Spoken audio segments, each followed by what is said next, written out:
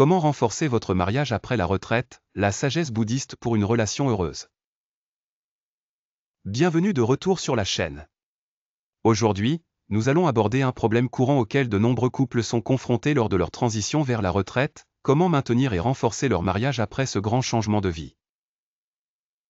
Il n'est pas secret que la dynamique entre les couples mariés change souvent lorsqu'un partenaire prend sa retraite, et ces changements peuvent parfois causer un peu de tension. Mais ne vous inquiétez pas, nous allons explorer comment vous pouvez utiliser la sagesse bouddhiste pour non seulement faire face, mais prospérer dans cette nouvelle phase de la vie avec votre partenaire. Examinons de plus près ce problème ancien avec un regard neuf. Le défi de la retraite. La retraite est une énorme transition. Pendant des années, beaucoup d'entre nous se sont définis par leur travail, leur rôle et le sens de l'objectif que leur emploi procure. Mais une fois que ce travail ne fait plus partie de notre routine quotidienne, nous pouvons nous sentir un peu perdus. Ce sentiment de désorientation peut déborder dans votre relation, surtout si votre partenaire s'adapte également à ce changement. Des couples comme vous, qui ont passé des décennies à vivre des vies séparées en quelque sorte l'un au travail, l'autre gérant le foyer pourraient avoir du mal à passer tout ce temps ensemble. Ce qui était autrefois une routine bien équilibrée peut sembler un défi lorsque les deux partenaires sont à la maison plus souvent que jamais. C'est une transition qui prend du temps et de la compréhension, mais plus important encore, elle nécessite un changement d'état d'esprit. L'histoire de Monsieur Sato, un scénario réel. Considérons l'histoire de Monsieur Sato, un homme dans la soixantaine qui a récemment pris sa retraite. Pendant la majeure partie de sa vie, Monsieur Sato s'est entièrement consacré à sa carrière.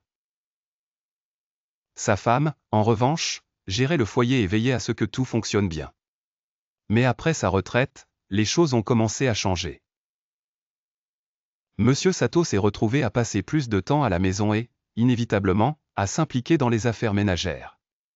Il a commencé à faire des suggestions à sa femme sur la façon de faire les choses différemment, comme comment organiser la cuisine ou où placer les objets. Sa femme, qui avait géré le foyer seule pendant de nombreuses années, n'était pas habituée à avoir quelqu'un qui la surveillait. Naturellement, les tensions ont commencé à monter. Monsieur Sato était perplexe face à la situation. Ses intentions étaient bonnes, il voulait simplement aider. Mais chaque fois qu'il faisait une suggestion, la réponse de sa femme était négative, entraînant des disputes et des frustrations. Sa réaction initiale était de penser que sa femme était déraisonnable, mais quelque chose ne lui semblait pas juste. Il a commencé à se demander s'il n'y avait pas un problème plus profond en jeu, quelque chose au-delà de la logistique des tâches ménagères. Sagesse bouddhiste, l'importance du silence. Maintenant, faisons un pas en arrière et examinons cette situation à travers le prisme de la philosophie bouddhiste. Dans le bouddhisme, il y a un concept qui pourrait être utile pour Monsieur Sato, l'idée que le silence est d'or. Ce concept souligne l'importance de la retenue et de l'écoute. Il s'agit de donner de l'espace à votre partenaire pour s'exprimer sans le besoin immédiat de tout réparer ou d'offrir des solutions. Dans le cas de Monsieur Sato, au lieu de donner des conseils ou de souligner ce qu'il pensait devoir être changé, il aurait pu simplement respecter les façons de faire de sa femme. Parfois, ne donner aucun conseil est plus aimant que de suggérer ce que quelqu'un d'autre devrait faire. Bien que cela puisse sembler contre-intuitif, le pouvoir du silence est qu'il montre du respect pour l'expérience et l'expertise de l'autre personne. Il ne s'agit pas d'éviter complètement la communication, il s'agit de savoir quand écouter et quand laisser les choses se dérouler naturellement. Lâcher prise de l'attachement. Le bouddhisme enseigne également l'importance de lâcher prise de l'attachement. Dans les relations, nous avons souvent des attentes, comme la croyance que les choses devraient toujours être d'une certaine manière ou que notre partenaire devrait penser comme nous. Ces attachements peuvent créer une tension inutile. Monsieur Sato était attaché à l'idée que sa façon de faire les choses était meilleure que celle de sa femme. Son besoin de réparer les choses ou de donner des conseils était une manifestation de son attachement au contrôle. Cet attachement à ses propres vues causait en réalité la tension dans leur relation. Dans les enseignements bouddhistes, le chemin vers le bonheur est souvent pavé par le lâcher-prise des attachements et qu'il s'agisse de résultats, d'attentes ou du besoin de contrôler les autres. Dans son cas, il pourrait être plus utile pour Monsieur Sato de prendre du recul et de permettre à sa femme de continuer à gérer les choses comme elle l'a toujours fait. Ce faisant, il lui montre non seulement du respect, mais il se libère également du fardeau émotionnel de devoir constamment gérer et contrôler chaque aspect de son environnement. Bouddhisme et compassion, se mettre à la place de son partenaire. La compassion est un autre principe central du bouddhisme. Il s'agit de reconnaître la souffrance et les défis des autres et d'offrir son soutien. Après tout, la femme de M. Sato gérait le foyer seule depuis de nombreuses années. Elle avait sa propre routine, et maintenant qu'il était à la maison tout le temps, son sentiment de contrôle et d'indépendance était remis en question.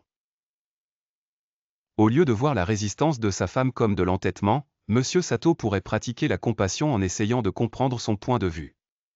Quelle avait été son expérience toutes ces années? Comment se sentait-elle quand il a commencé à s'impliquer dans les affaires ménagères? Le bouddhisme nous enseigne à poser ce genre de questions avec un désir sincère de comprendre.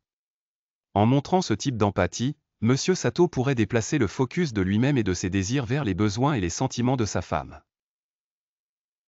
C'est un petit changement, mais cela peut faire une grande différence dans la façon dont nous communiquons et interagissons avec nos partenaires.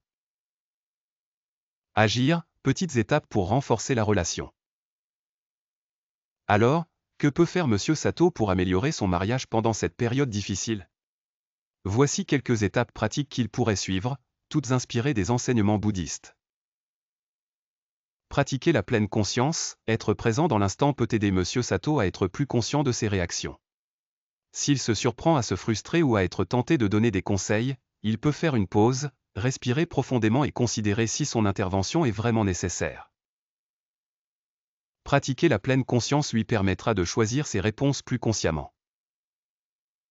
Exprimer sa gratitude, M. Sato pourrait également se concentrer sur l'expression de sa gratitude envers sa femme. Un simple merci pour toutes les années où elle a pris soin de la maison peut montrer qu'il voit et apprécie ses efforts. La gratitude est un outil puissant dans toute relation. Lâcher prise sur les attentes, comme nous l'avons discuté plus tôt, lâcher prise sur les attentes peut apporter la paix à la relation. M. Sato n'a pas besoin de réparer tout. Il peut laisser à sa femme l'espace pour faire les choses à sa manière, en lui faisant confiance pour savoir ce qui est le mieux. Engager une conversation légère, au lieu de plonger directement dans des discussions lourdes ou d'essayer de résoudre des problèmes, M. Sato peut commencer par poser des questions légères et non intrusives. Cela aidera à ouvrir une ligne de communication sans mettre sa femme sous pression. Être patient, les relations prennent du temps à évoluer, et la retraite est un grand changement de vie.